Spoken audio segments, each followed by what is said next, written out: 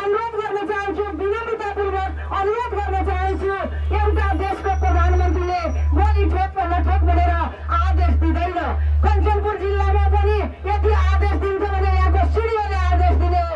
काठमाडौँमा पनि सिडिओले आदेश दिएको त्यो कुरा चाहिँ अस्ति भर्खरै रिटायर हुनुभएका आइजिले भनिसक्नु भएको छ। यसमा म धेरै जान चाहेन।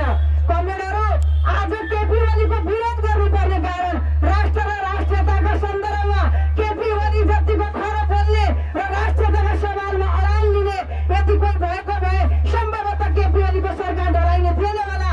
देशी विदेशी चलखेल हुँदैन थियो होला। लिपुल एक लिम्पिया र काला पानी हाम्रो हो।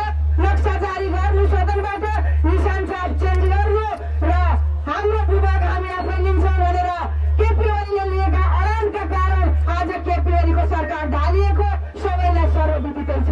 त्यति मात्र होइन, केपी ओली चाइनाको भ्रमणमा जानुभयो। त्यहाँ सी जिनपिङ र पुटिनसँग कुरा गर्नुभयो।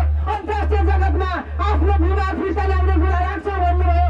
त्यसबाट अतालिएर सरकार ढलाइएको कुरा हामी सबैलाई सर्वविदित छ। हामीलाई पनि दुःख लागेको छ। साना साना स्कुले बालबालिकाहरूको मृत्यु भएको छ। उहाँहरूले शहादत प्राप्त गर्नुभएको छ। तर जेनजीका नाममा भएको आन्दोलन, जेनजीले त फेसबुक चलाउन पाऊ, कुशासन होइन सुशासन चाहिन्छ। ढिलो सुस्ती होइन, चाँडो हामीलाई चाहिँ कुनै पनि कार्यालयमा जाँदा चाँडोभन्दा चाँडो चाहिँ सेवा सुविधा चाहिन्छ भनेर उहाँहरूले आन्दोलन गर्नुभएको थियो। उहाँहरूका नेताले भनिसक्नु भएको छ हामीले 12 बजेसम्म त हाम्रो आन्दोलन हाम्रो हातमा थियो, तर 12 बजेपछि हाम्रो आन्दोलन हाइज्याक भयो भनिएको छ।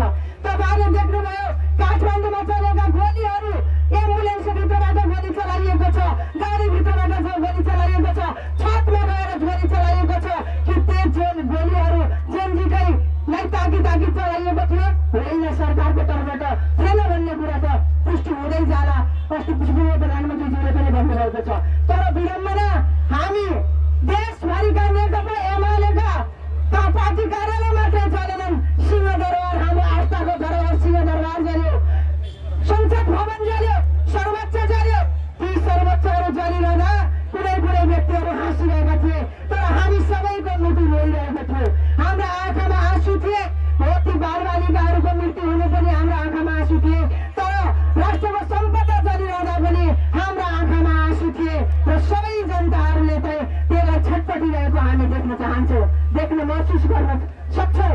त्यसकारण हाम्रा पार्टी कार्यालयहरू जले, घरहरू जले, तर हाम्रो आस्थाको विश्वासको धरोहर कसैले पनि जलाउन सक्दैन।